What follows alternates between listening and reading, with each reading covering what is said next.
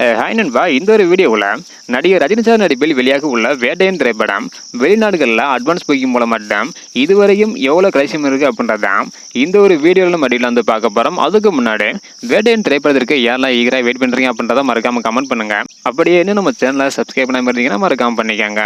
Okay அன்பா, வாங்க நிற்கான வீடியோக்குள்ளே போகலாம். ஓகே அன்பா, வேட்டையன் திரைப்படம் வெளியாக இன்னும் 6 நாட்கள் தான் வந்து இருக்குது.